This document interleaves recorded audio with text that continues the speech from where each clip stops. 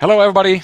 Welcome to Webinar Wednesday. My name is Martin Lovers. I'm the Chief Trend Watcher of Supply Chain Media. I'm also the Editor-in-Chief of the quarterly magazine called Supply Chain Movement, a website and a newsletter. And you might also know me as the architect of the SCM IT Supermap Europe. Today we have a live webinar. We talk about trade-offs in this disruptive world. And I have two experts on that matter. So let's get started. So to the left, you see myself. That's me, all right. And in the middle, we have Catalina Perez from AIMSS. Hi, Catalina. Hey Martijn, how are you? I'm fine. And next to Catalina, we have Paul from Europe. Hi, Paul. Hi Martijn, hi everybody. Good afternoon. So to explain, so we have a live webinar next hour coming up. This live webinar will be recorded, and we will make sure that this PDF will be made available afterwards, so you can look back to the interesting slides. The audience is on mute, but feel free to ask questions along the way. You see on the right hand side, you see different kind of functionality. You see the text clouds or Q&A. So please use the Q&A functionalities. I can check and questions coming in. And if the questions are in line of the discussion I'm having with Catalina and Paul, I will ask these questions immediately. Or otherwise, I will reserve these questions at the end at the Q&A.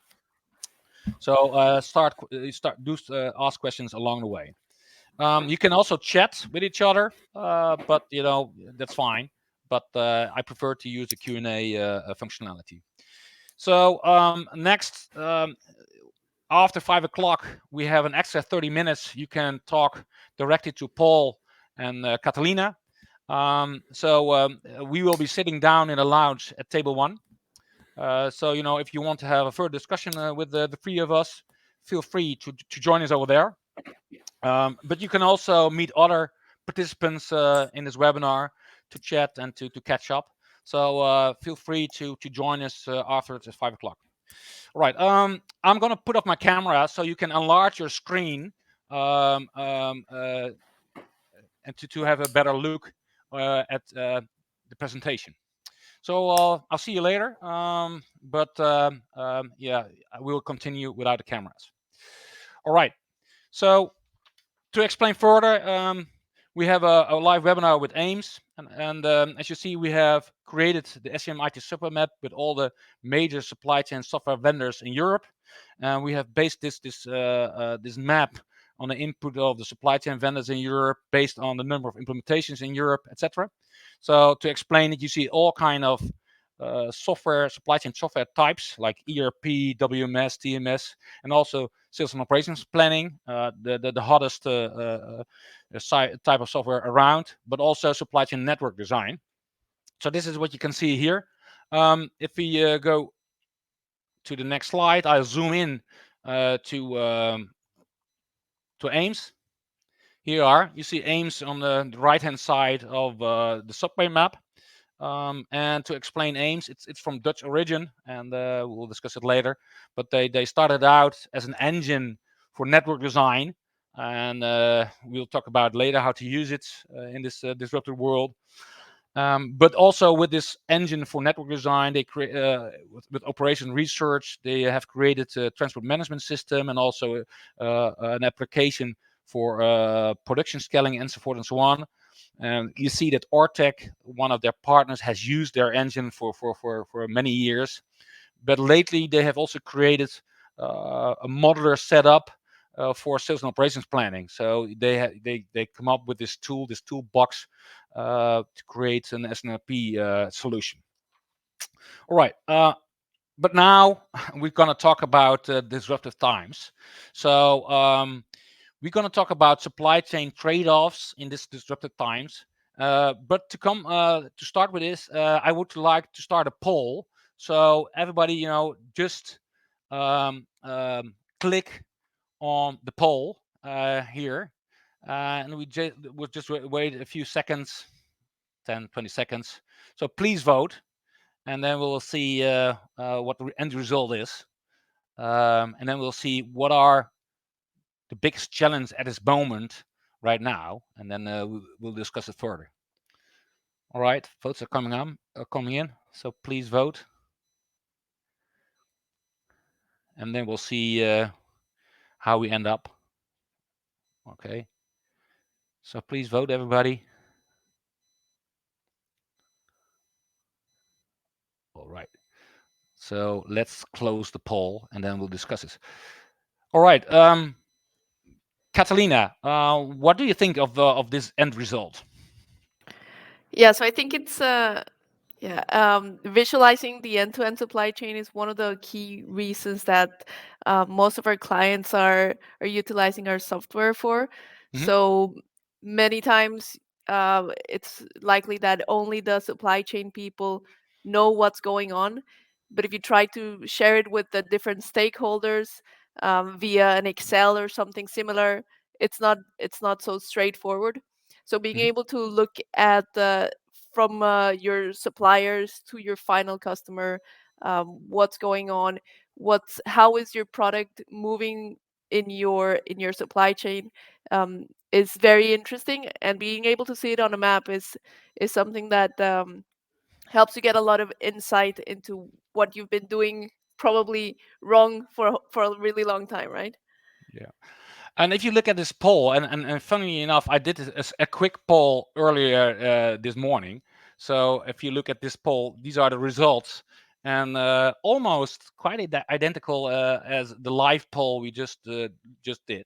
So that's well, good to see. But my take on this is, a lot of companies have a hard time of visualization the end-to-end supply chain, especially if you move to the tier 2 and tier 3 suppliers. You have a hard time of visualizing them and to see, okay, what's happening over there.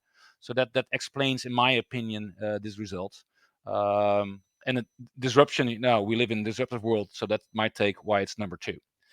But Catalina, can you explain what do you think are the 3 dimensions of scenario planning to manage all this? Yeah. So the three key dimensions that we have been seeing is that the first one is the quality of the analysis, right? So we need to understand what has been based in the past as an analysis. It's just opinions or gut feel, and sometimes based on, for example, somebody that was really senior in the organization that has a very strong opinion. And then we see the human dynamics and technology. So again, there's a lot of trying to persuade each other in the board meetings without actually having any substantial information. um, Again, there's a bit of a siloed views, so people that have conflicting KPIs aren't able to share the information because they feel that it's going to be detrimental for their specific business unit within the organization. And then finally, the third one is the maturity of the decision making. So it's either, for example, we minimize our cost or we meet our service levels, and who is going to win, who has more power, within the organization. And what we want to move towards is in the quality of the analysis. For example, saying, we have gathered all this data in our ERP. Instead of just keeping it there, how about we use it to explore new scenarios, to be able to use, mathematical optimizations and move from that opinion and gut feel to actual numbers that can tell me what is the best option that I should take. So it's really funny. It's an interesting exercise that we do sometimes with our clients. And we say, let's run this what if scenario. For example, what if I close the warehouse, and what would happen? What do you think will happen? So we sometimes ask them while the solver is running, or just before. And and they have this gut feeling, this opinion, and then when they see the result, they are sometimes surprised because they say, well, I didn't realize all of these different options would move, all of these flows would change. I would change my supplier, I would change all of these things, moving parts within my supply chain.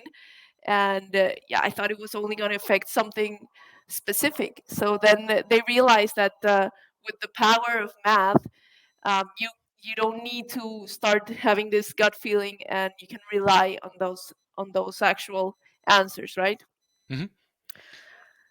Yeah. So then with the human dynamic and tech, I think this is also related to visualizing your end-to-end supply chain, because instead of just using, like I had mentioned before, huge spreadsheets that maybe somebody that is not even in the organization anymore did 10 years ago, you can look at a map and you can agree and see what is actually happening and understand the current situation and be able to agree on what is the next steps that you need to make.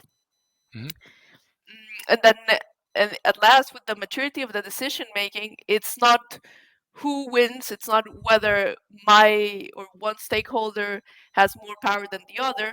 It's about you know how to model this multi-objective function, for example, of saying not it's not only about cost, but it's also about my carbon emissions. So how can I balance it so that we can agree in the best possible outcome, that is perfect for our organization and matches all of our interests, let's say. Yeah. And if you look at all these three dimensions, I think, it's all about system dynamics. We're living in a complex world, and companies are complex systems. And if you change some small part within a company, you might change the whole outcome. And to visualize it, that's the matter of system dynamics. You have to visualize it to better understand the end result of some minor changes. Exactly. It's not only just one part, it needs to be like it's a system, like you called it. Yeah. Yeah. The system dynamic, and then Hmm. also part of the chaos theory. And we're moving in a decade or possibly decades of disruptive times, and then you have to apply chaos theory, and then that's all about system dynamics. All right. Before we get further into this matter, first maybe Paul, can you explain uh, something about AIMSS? Who is AIMSS, and why are you at the table? Yeah, sure, Martin. So as it says over there, so AIMSS is a software vendor, and we've been making software for more than 30 years now. And the main objective of that software is to help people make better decisions. So it's all about decision support software that helps people make decisions, and the key abilities there are exploring scenarios. And we'll see a lot of the discussion further on in the webinar talks about how you find these trade-offs by exploring multiple scenarios. Yeah. Our heritage is in mathematical optimization. So, as I said, 30 years in business, but started off by a Dutch professor from the University of Twente, an applied mathematics professor. AIMSS was originally founded as a development platform for operations research people to build mathematical optimization models from scratch. Of course, in the last 10 years, we're very focused on deployment and solving supply chain problems in particular. Yeah. So some of the applications that we build using our own development platform, like network design and SNOP, these are applications that we're focusing on a lot. So we're based in the Netherlands, but also got offices in Seattle in the US, and an office in Singapore. And some of the markets that we serve is really across the board, but food and beverage, manufacturing, consumer goods, retail, energy, any business that's got complexity with a lot of variables and that needs some technology to help them sort that out is where we're very strong. And also big at universities, Martin. So a lot of Yeah. the universities use our software to teach operations research and supply chain topics. And you have more than 1,500 applications in use, so it has been used, or it is being used with a lot of companies.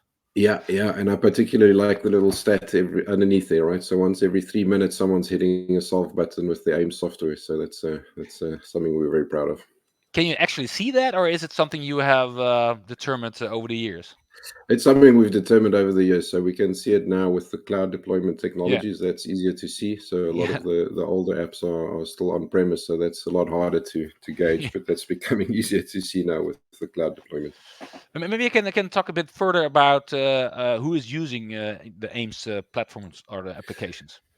Yeah, sure. So I mean, that's also something that we're really proud of. So we trusted software for a lot of companies, and they go from really big companies like the ones you see at the top there, Intel and BASF, to smaller companies like we retail and so it really traverses a large range of companies from smaller right to the really big companies, and also across the verticals. So chemicals, BASF, Intel, you make computer chips. Heineken makes beer. There's medical devices in there. There's contact lenses. So it really crosses a large scope of industry verticals, which is really nice for us because we get to see all these different supply chains and talk to these customers and understand, what's on their minds and what's happening in their businesses, and that also helps us develop better software for them. All right. Also, maybe sorry, Matthias, go ahead. No, no, I'm just positively surprised that you have all kind of industries, but also with all kind of industry footprints that they are well totally different from each other, but sometimes alike. But you have different kind of Best Buy versus Heineken versus a chemicals company like ExxonMobil, Mm. totally different kind of footprints. Yeah, exactly. It's a great point. So, and also, even if you look at a company like British Telecom, so BT over on the right there, that's very focused on the UK, right? Hmm. But the other companies are global. Intel, BASF, these are really big companies. A lot of them focus regionally. So Best Buy in the US, Cuervo is a tequila company in Mexico with an expanding footprint. Hmm. Logesta started off in Spain as a Spanish company, but they've expanded to Portugal and Italy and France and Poland. So it's really a fascinating mix of geographies as well, and how that changes through time. All right. And if you look at your partner network. Yeah, so that's also very important for us as a technology vendor. We focus on building the technology based on what we hear from our customers, but also our partner network. So in a lot of cases, I would say in most cases, the professional services around our software are delivered through our partner network. And that's also a great network. So going all the way from the big five companies or key ones like McKinsey, all the way down to smaller niche supply chain consultancies, and a lot of them working regionally, but also a lot of them working globally. So our partner network is really critical for us. We focus on developing the software, and our partners focus on making that happen for customers. So these kind of partners are using sometimes this application for digital twin as a service, isn't it? Yeah, exactly. And that's kind of a new offering that we're seeing. So it uses our network design application. So our network design application is an out-of-the-box app that we provide. So we build that application, but it's deployed by partners in a lot of cases. And a new offering that we're seeing coming, you're seeing a lot of traction with is digital twin as a service, where companies understand that they need these models, they need to twin their network, they need to be able to run scenarios, but they don't necessarily have the bandwidth or the interest to do the heavy lifting themselves. So what happens in that case is a partner takes on. They basically become an extension of the company's team. It provides resources, and they do a lot of the data work and setting up the models. And then the end user company is still running the scenarios, but they've got a partner that helps them with the heavy lifting. And it's also, I think, also we're seeing a growth there because of the skills shortage. So there's a lot of demand for talent in this space, and it's not always companies can't always find that, so they're looking for alternatives. You're right. I got two questions coming in. One question is, can you use this kind of application for a control tower environment? Yeah, sure. I mean, it depends how you define a control tower. So the strength of AIMSS software, because it's mathematical optimization based, which translates into prescriptive analytics. So it's providing a recommended action for the future. So Yeah. typically, it's taking some view of demand in the future in as an input, and it's saying, well, based on this demand and your cost structures or your carbon structures, this is what you should do. So if your control tower includes a planning element, the kind of what should I do, then absolutely this technology can support. If your control tower is just looking backwards, more the descriptive analytics, then it's probably more in the space of a BI tool. So this is really about forward looking and planning, and if that's part of your control tower, absolutely. Yeah, no, we could fill a whole hour discussing what is a control tower and how to Yeah, use it. sure. But and another question, can you explain who's the user, the typical user of your software? Yeah, it's a great question. So a lot of the time we see a power grouping of users at companies where this is really successful, and that's made up of a mix of a senior business owner that knows the business well and knows what they're trying to achieve when they're running these scenarios in order to make the decisions. So they kind of guide the key super user, let's call it, and so that person is often coupled with a supply chain analyst. Yep. So this is somebody that knows technology, knows how to work with data, understands, kind of what's happening from an optimization point of view, and can actually make the software do what it needs to. But that always needs to be guided and led by a senior decision maker that understands exactly what answers they're trying to get and what scenarios need to be run. We'll get there later on. And also another question is, and we'll get there also later in the webinar, what are the key benefits also on the matter of risk management? But Catalina, maybe we can get in the matter of trade-offs. Can you explain something? What are trade-offs and how to use them? Yeah. So in the past, I think most of the supply chains were just focused on cost and just reducing cost. But nowadays, there's so many key components. For example, keeping or maintaining your service levels to be able to meet all of your demand. Then, how much inventory should I have to be able to say, well, I'm not having a ridiculous amount of inventory and inventory holding costs. And then on the other side, you also say, yeah, I'm really interested in keeping my service levels, and for that I need a certain amount of safety stock. But what about the risk?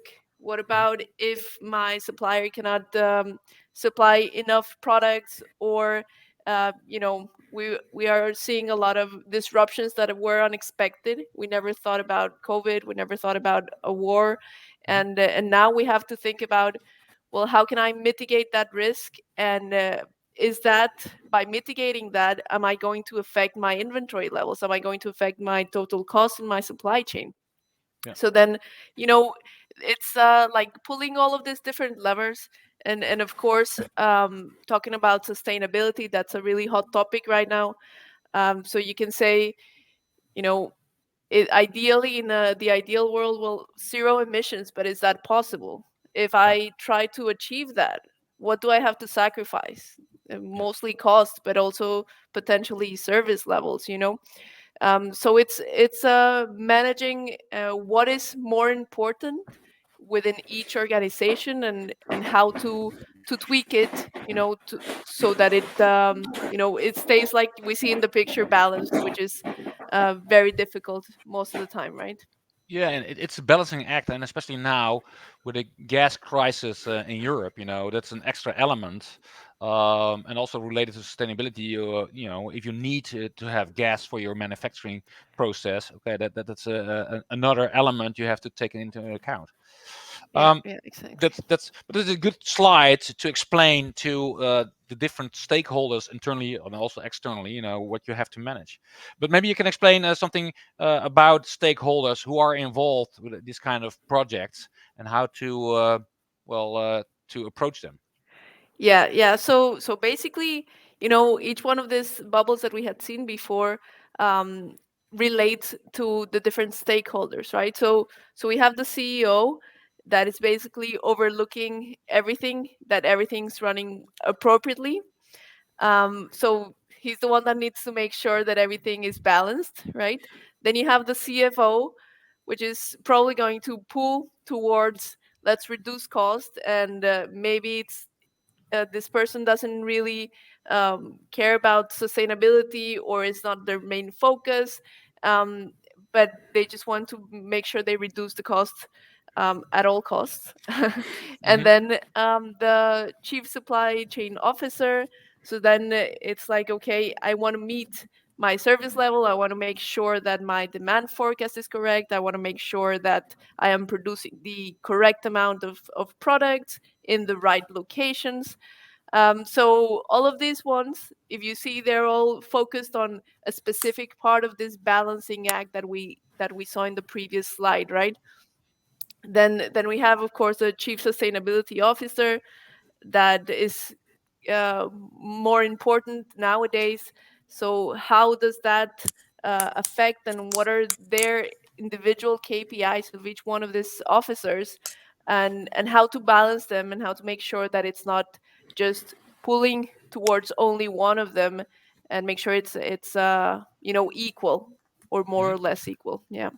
There is a great survey from McKinsey from 2011, and in that survey they find out that only 20% of the companies have an alignment between their business strategy and their supply chain strategy. Only 20%. And we did a huge survey in the Netherlands last year among 150 manufacturing, wholesale, and retail companies, and these figures haven't even deteriorated to 15%. So with the large majority, they have internal conflicting KPIs. So there is no alignment on business or commercial strategy and supply chain strategy, and also related to the inventory part of it. So there's a lot of misalignment still going on. Yeah, I think that's really interesting. So you have the sales representatives. They really want to sell products, so they can come up with different promotions and stuff Hmm. like this. And then you get a whiplash Yeah. effect on your supply chain, and then at the end you didn't meet the expectations of either of the two parts because you were just not aligned, right? Yeah, and what we saw earlier this year, and there was some article, or there's a few articles in the U.S. that we are shifting from just in time to just in case, and that led to a lot of buying of inventories over the world, all over the world, to make sure that you are able to deliver. But in the end, now you see demand is declining, and now all the warehouses, or most of the warehouses, are full of inventories. So we are all overstocked, and now we see revenue and demand stabilizing or even declining. So that's we're in right now. So that's troublesome. And maybe Paul. You are working at AIMSS. So how do you apply optimization in all these turbulent times? Yeah, it's a good question. So our whole software heritage is based on mathematical optimization, and our job as a software provider is to translate the mathematical optimization into what Katalina was showing in the previous slide. So those boardroom people are really the consumers, or the people that need this decision support. But how does that work under the hood? So we won't go into too much detail here. But what mathematical optimization allows us to do is take those 4 dimensions that you see, and I'll talk about each one in a little bit, and combine that into a mathematical solve, which then optimizes something. So when we talk about optimization, that bubble in the middle there, it shows dollars and it shows carbon dioxide. So those are really objectives. So we kind of translate the word KPI from the boardroom into the word objective in a mathematical formulation. So what do I want to achieve? Is it minimum cost? Is it maximum risk aversion? Is it minimum carbon, or is it some combination? And that's the whole goal with the trade-off idea, is to find combinations of objectives that work really, really well. So the decisions then, so that's the first bubble on the top left there. That's the objective. The decisions in the mathematical program are what we call variables, and that's what people need to decide on. So we spoke about prescriptive analytics, where there's a recommended action. The recommended action is a forward plan, basically. If you're talking about tactical planning, what do I make and where do I make it next month? If you're talking about strategic questions, you're saying, where do I build my next warehouse and when? So those are the kind of decisions that you're making. What mode of transport should I use? How much should I flow on each lane, etc. Then if you move to the bottom right there's always data involved, and the kind of data that you typically need for this kind of technology is some view of demand. So what's the forecast at strategic level? It might be in 5 years' time. In daily planning, it might be next week. There's cost parameters. We know, what does it cost me to move freight? What are the freight rates? What are the cost of warehousing? What are the inventory levels? So lots of data that's required to support these mathematical models. And then the constraints, we often talk about business. Well, people in the boardroom might talk about business rules, and we translate that as constraints. So what that means is, you can only supply a certain amount from that vendor because there's a contract in place, or you can only move so much on that shipping lane because that's the capacity of the lane. So these can be physical constraints, and they can also be a business constraint. So some countries cannot supply to other countries, for example, might be a business rule that you interpret as a constraint. So those 4 dimensions, they all come together in a mathematical model, and we call that a solve. So when you push once you've brought these together in the software, you push the solve button, and that runs it through a mathematical solver. So we use the IBM Cplex solver in our software, and that does the optimization and said, well, this is given that objective and all this data and constraints that you've given me, this is the best way to meet that objective. Okay. So that's in kind of a summary nutshell what it does. It's a lot. There's a lot of complexity under the hood, but in simple terms, this is what it's doing. The 2 short questions about this. How easy is it to insert new constraints because of upcoming unexpected disruptions? Yeah, it's a great question, and we make it really easy to do that because of the disruptive nature of the world. So, for example, if a DC gets shut down because there's no staff due to COVID or because there's a hurricane, what you can do is just open your model in the browser and put a checkbox next to that DC and say, in this scenario, make sure this DC remains closed. Now hit the run button and give me the plan B. What's the next best option? Yep. So it's also our job as a vendor to make those scenarios really easy to run, and we spend a lot of time making it a very pleasant experience in the user interface. So to do exactly what you say, make it really easy to add these constraints into the solve. And another question, there's a bit of a confusion about digital twin. So in my opinion, the digital twin is with very granular data, possibly on an SKU level. I wouldn't say live data. So what kind of data do you need to run this kind of model? Yeah, it's a great question again, and I think we could also have an hour's debate over definition of digital twin. But you're right. I think in the truest sense, digital twin is pretty granular and pretty real time, but it also extends through the different layers. So I think the granularity and the real time data refresh of a digital twin happens at the operational planning level.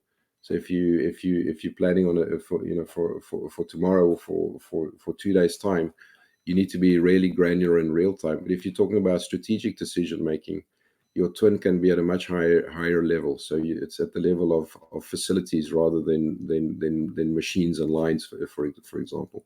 So if you know where your suppliers are in your productions and your warehouses and your customers and your lanes, that's kind of a twin at a strategic level. And what you need for this kind of decision making is basically you need some history. So how does your supply chain look now? So typically a year's dump out of the ERP that says, okay, well, this is the current flows in my network. You need to know where your locations are, so address data of your DCs and your factories and your customers. You need some cost information, so you need to know what it costs to make, produce, and move goods through the supply chain. And in some cases, you need to know what your constraints are. So at the high level, those are the kinds of information you need.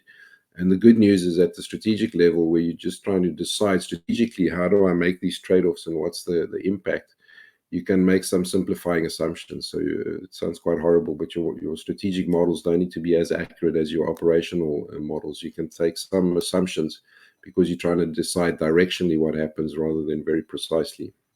Okay. Yeah. So we're gonna watch a short demo, and afterwards we're gonna talk about some cases you have done. So let's first start to watch a short demo to have an explanation of how it really works. So let's see. Okay, here we are. So we're gonna see a short video about how you explain, Paul, how it works. In this demo, we're going to show you how AIMSS multi-objective optimization technology can be used to evaluate competing trade-offs in your supply chain. So in this screen, we see 2 competing trade-offs models. The one is cost. So for the supply chain, there's a total cost of 191 million euros. And there's a carbon objective measured in units of measured ton. And in this supply chain, currently the emissions are 6.2 million tons. And in this first optimization, you can see over here, we've included in the objective the total cost, the taxes, and the inventory. So these are euro numbers. And for now, we've left out carbon emissions. So in this optimization, we're optimizing for cost, and the carbon emissions are resultant. So this is the one extreme, a minimum cost network, and what's the impact on carbon. The next scenario we can run is to say, well, let's optimize for carbon and not optimize for cost, but just report on cost. So now I'm going to run the scenario by clicking on the optimize button under the AIMSS logo at the bottom right here. And we'll let the mathematical optimization figure out what's the best in this particular scenario. So that scenario is now solved, and we can see what's happened. As we asked, the carbon emissions have been driven down from 6.2 to 4.4 million tons, but our cost has become very high. So at the moment, remember, cost is just reporting that as a consequence, and that's gone really high. So this is the other extreme. So a minimum carbon network, and what's the impact on cost? Of course, this is not a great result, because with a cost increase like that, it puts us out of business. So what's important with this functionality is that you can also put constraints on those increases. So my next step will be to say, well, let's put in a constraint of 200 million euros on the total cost for the supply chain. And I'm going to push the solve button again and let that solve. And what it's asking for now is a minimum carbon network, but subject to a constraint of not letting the cost increase from more than the original 191 million to more than 200 million. So let's give that a couple of seconds to solve. So that scenario is now solved, and we can see what's happened. So the carbon's gone up a little bit, so it's still trying to minimize carbon, but that's gone up from 4.4 to 4.6 because we've put a constraint on the total cost increase. And we can see that in the solution, the total cost increase is limited to that capacity that we specified. So this is a much better solution, and this is an example of how you can find that sweet spot, not necessarily on either of the extremes, min cost or min carbon, but somewhere in the middle where you get a big hit on carbon emissions, but without a massive increase in cost. What you can, of course, also do is include both carbon and cost in a single objective function. So I'm going to firstly select all 4 of these KPIs or objectives into my objective function. I'm going to remove that maximum capacity constraint. What I need to do now is make an assumption on the weight factor of how heavily I want to weight these different KPIs in this combined objective function. So in the cost carbon scenario, that's basically making an assumption on the carbon pricing. So if I put in 60 here, it means that I value 1 ton of carbon emissions at 60 euros per ton. And then I can optimize again for this scenario to see what the result would be.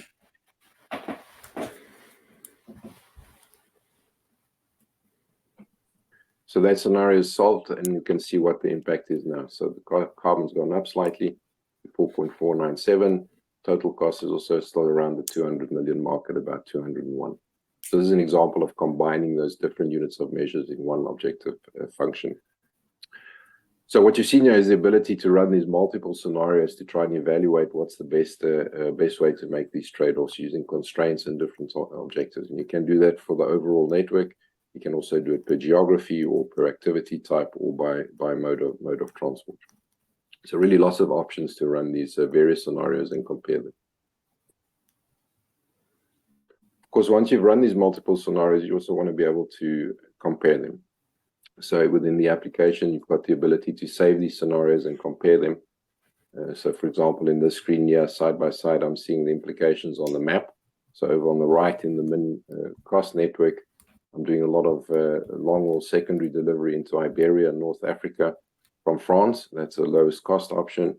But over in the low carbon option is deciding to trunk into a DC in Madrid and do those secondary deliveries from there. So different logistics pattern depending on which objective you're looking for. So visually you can start seeing what the impacts are of these different trade-offs.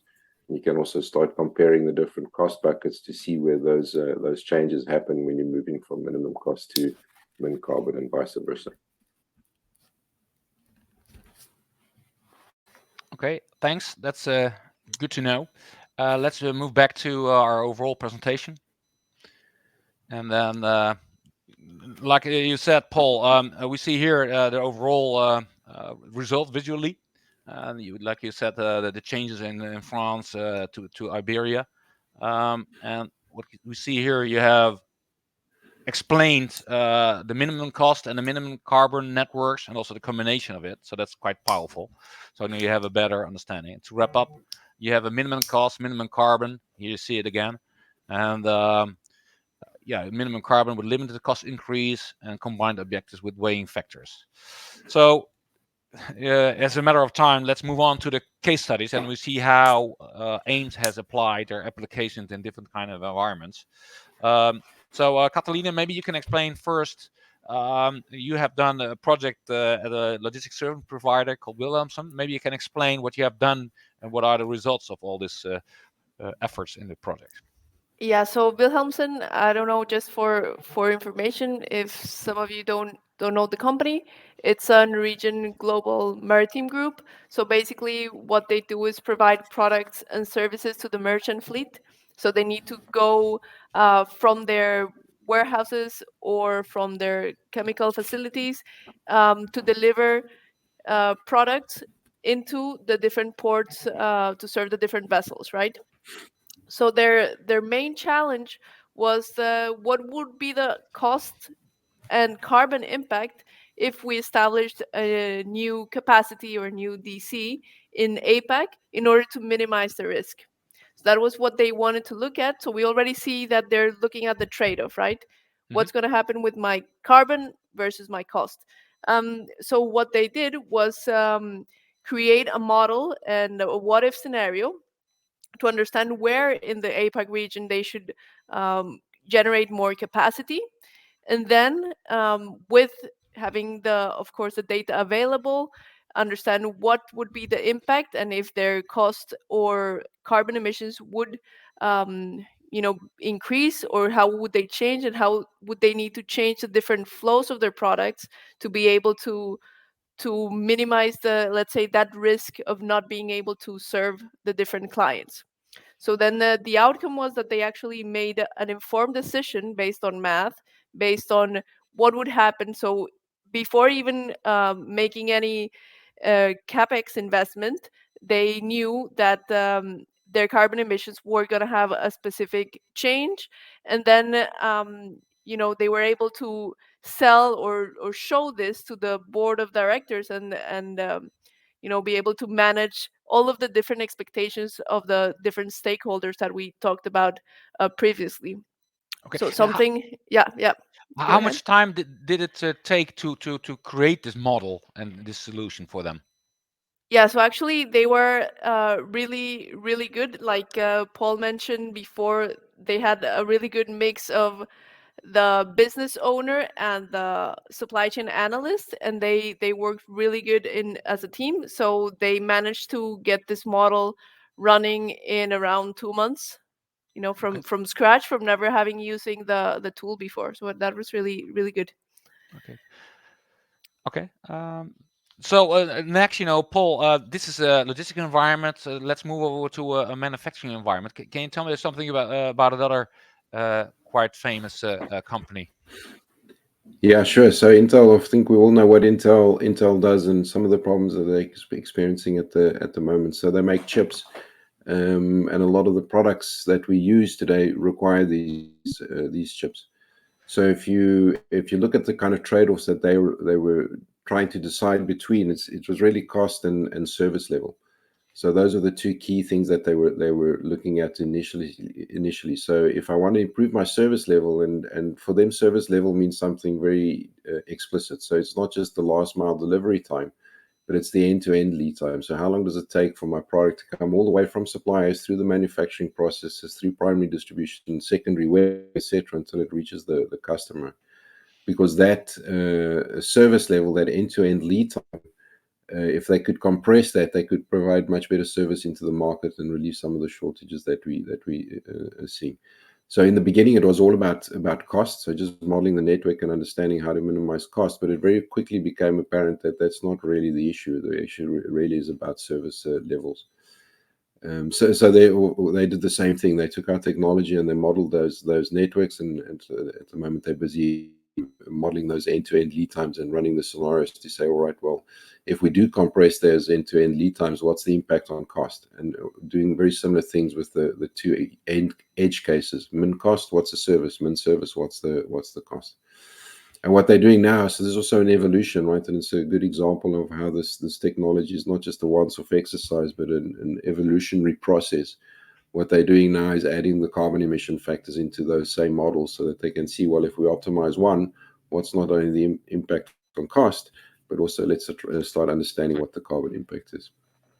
Yeah, another thing is what I know from Intel, they are also expanding their network. So they are building a huge new factory near Berlin in Magdeburg. So they also see that the things are changing in the world. So they also have a constant eye on their network, and building a next factory in Europe.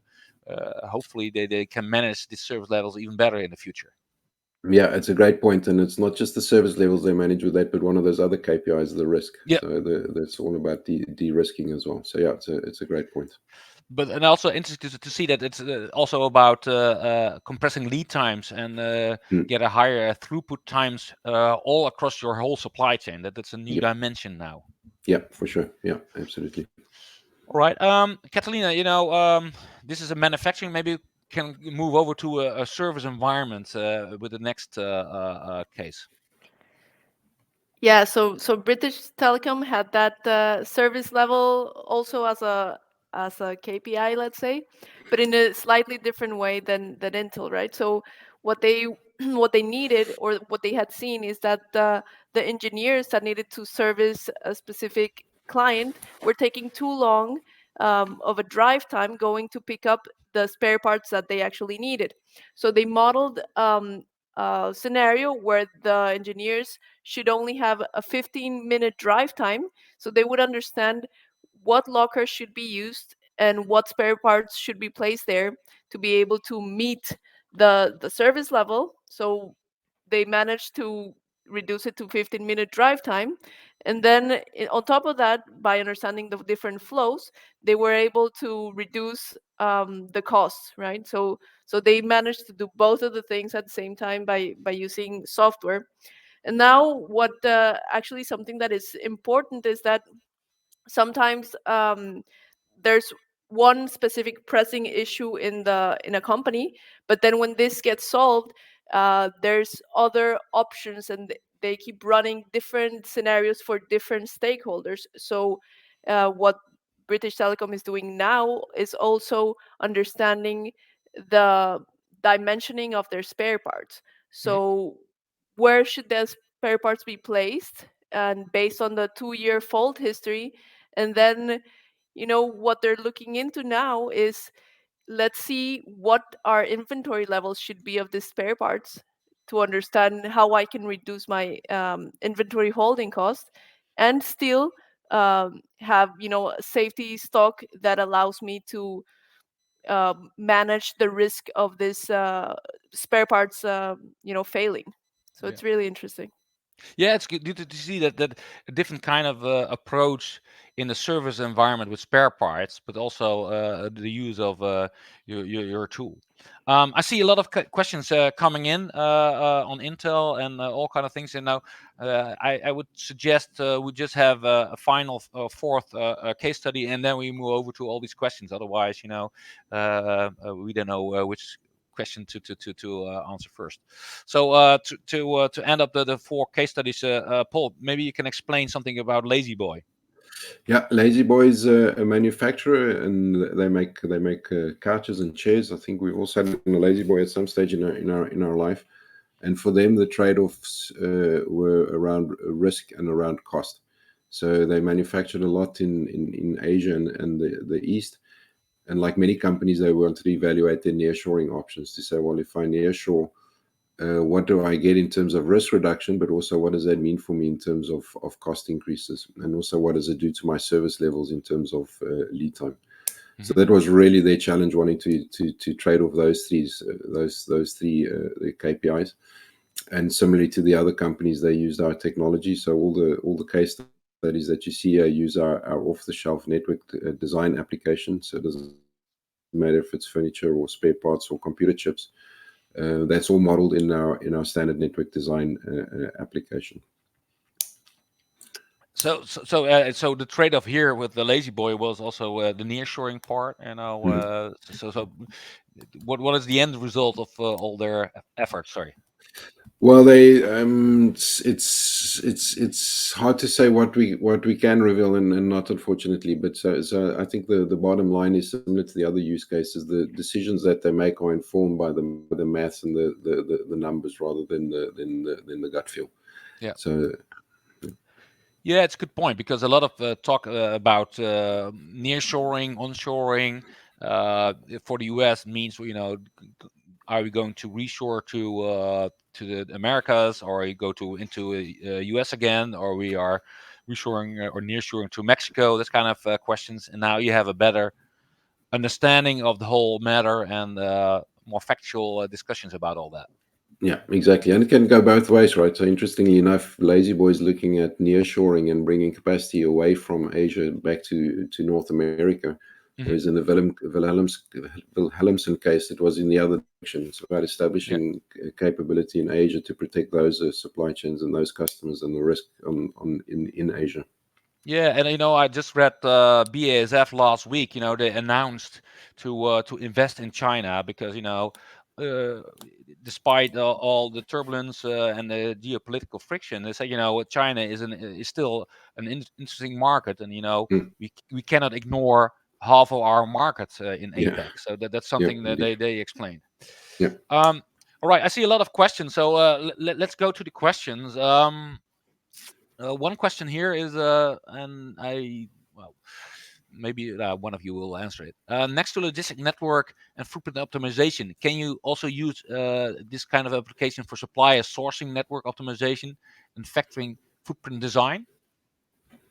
Yeah, I'm happy to take that one, Catalina. So yeah, absolutely. So the technology allows you to model end suppliers through production facilities and bills of materials, more on the supply and manufacture side.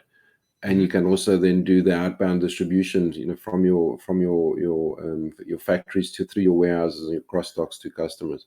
So some customers focus very heavily on the supply and production footprint optimization. So particularly for some manufacturers, that's basically what it's about.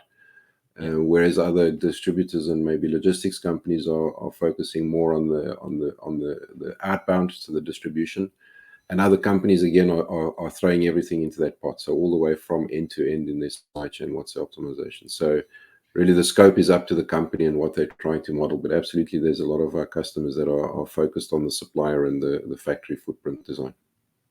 Some questions about the Intel case. Maybe again, Paul, you can answer these questions. Just to understand, for the Intel case study, you called digital twin a tradition of mixed integer linear program. Yeah, it's a good question, and again, it depends a little bit on terminology. So in my head, I see the digital twin as the representation of the supply chain in the software, Hmm. and the mixed integer linear programming is all right. So what do you do with that representation? Yeah. So some people will say those two things are both part of the digital twin. Others will argue that the digital twin is just the representation, and the mixed integer linear programming is something you do with that representation. So what do you do with that twin? So in the Intel case, so basically program is the foundation of our mathematical solve in the technology. And that sits Hmm. on top of a data layer. So you bring your data into the application as a data set, and then you run a mixed integer linear program against that to get the recommended action. Yeah. So basically, the mixed integer linear program is for optimization of your network. Exactly. Yeah. Yeah. Yeah. And the digital twin, of course, you can have a digital representation of your ecosystem or your value chain or however you call it. Mhm. But the meaning of it all is, you want to do some simulations, and Mhm. that's one thing. But if you have, say, a lot of simulation of a lot of variances of scenarios, you want to select them, and then you get to the optimization part to select, say, you have 1,000 scenarios. To select only a few you're going to discuss. Yeah, exactly. Yeah, exactly. And I think there's also, I don't want to get too caught up in the debate about the terminologies, right? So I think it's what are you trying to do? What are you trying to achieve at the end of the day? So you need a data layer. You need data for these models to run on, and you need a mathematical optimization to run against that in order to get a recommendation for each and every scenario that you run. Yeah. Another question also about the Intel case, but I think it's a generic question. Is the model tailor-made for Intel, or is the application like a supply chain network navigator applied? No, absolutely. It's our standard out-of-the-box supply chain navigator app for all those case studies that we showed, including Intel. Yeah, right. Maybe, Catalina, you can explain something more about what's under the hood. Does AIMSS also incorporate artificial intelligence? So right now, what we do is just, based on the different scenarios, we can test them by running, the optimization. But currently, I mean, we're looking into this because it's, of course, very, very important, and I think it's the future. I think, Paul, as a product owner, you have more on this. Paul? Yeah, it's something we explore all the time, right? Because it's quite a hot topic. So you can consider mathematical. If you look at the Gartner definition of artificial intelligence, mathematical optimization is one element of artificial intelligence. So I think a lot of time when people say artificial intelligence, they're actually talking about machine learning, which is another component of artificial intelligence. And we see a lot of synergy, actually. We don't see those as two competing technologies. We see machine learning as having a lot of value in the predictive space, so in the forecasting space. But then if you combine that with the power of the mathematical optimization in the prescriptive case, so now you've got a great forecast and use machine learning to help you generate that. The question is now, so what do you do with that? And if you feed that into a mathematical optimization and you use the power to get the prescriptive, the recommended action, we see that as a really powerful synergy. Yeah, and what I can imagine, what I said earlier, it's all about system dynamics, and Catalina referred to that earlier. There are all kind of cause and effects happening in the world, and you can also include it in your model. And basically, in the future, you could say, okay, with machine learning, you could say these are the cause and effects you have to include, and maybe you have to exclude some scenarios happening. And if you have, in theory, you could run 1,000 scenarios, but basically, maybe with some AI and machine learning, you could exclude some, so that you don't need to run all these scenarios or create all these scenarios. Yeah, I think you're right. I mean, there's a lot of use cases, and I think a lot of more and more that will come in, right? So it's what you mentioned is a good example. We're also thinking about how do you use AI to clean up some of the data. So a lot of the time, the data that you feed into these models needs to be cleaned. Yep. And I think there's some artificial intelligence techniques that could be really, really useful there as well. And then also the concept of determining which scenario should I run, because often that's up to the analyst to decide which scenarios I'm going to run. But you could also argue with the amount of data and predictions out there, you could almost prepackage that. But that's all future stuff that we're thinking about at the moment. One easy question I can answer: do you send this presentation yet? This presentation will be made available as a PDF within 48 hours, so that will be yes. There are way more questions than we have time, so maybe we can also extend this conversation in the lounge later on. But Paul, does AIMSS also support nonlinear optimization algorithms? Yeah, absolutely. In the bespoke development platform, there's a capability to support nonlinear optimization. So the examples we looked at today is linear, mixed integer programming. But in the AIMSS development environment, you can build mixed integer linear programming, nonlinear, etc. There's a whole range of problems you can solve. Maybe a final quick question: does AIMSS provide the basic emissions element data? We don't sell the data, but we do. We have done quite a bit of homework on that ourselves. So there's actually quite a lot of open source data around emission factors. It's not quite as hidden as freight rates, fortunately. So there's many organizations that publish freight rates: the Dutch government, the European government, the UK government, the US government. So there's a lot of governments that publish these emission factors, as well as some NGOs that publish them. And we've got a list of those, and we've done some homework and compared them with each other. So happy to share that with anyone that's interested. Yeah. For final question, because we are running out of time. If you take more variables into account, the models get bigger and bigger. How long, on average, does it take to run a scenario? Yeah, it's also a difficult question because it depends a lot on the model. But if it gets longer than 15 minutes, we're usually helping our customers to reduce that runtime, and there's various ways to do that. Most models run in a minute or 2 or 3, up to 5 minutes, let's say, on average. If they're getting really big and they're running longer than 15 minutes, we get involved. So we try and keep it below 15 minutes runtimes. All right. Thanks a lot for now. As I said, we're gonna sit in the lounge, the three of us. So if you want to have some further questions, we're happy to meet you in the lounge. We're sitting at table 1, so right after this. Here are some further contact details of Catalina and Paul, and there is also a checklist available, and there's an AIMSS community for all kind of questions. And with that, I would like to wrap up. Catalina, thank you for joining us. Thanks, Martin, and thank you everybody who stayed the whole hour and listened to us. All right, and Paul, also thank you. Thank you, Martin. Thanks, everyone. All right, thank you for listening in. So as I said, we will be there in the next 30 minutes right after this. We're sitting in a lounge. And thank you for joining, and I hope to see you again, possibly next week or week after. We have some interesting webinars coming up, and I will see you later, and I will see you possibly in the lounge. If not, see you next time.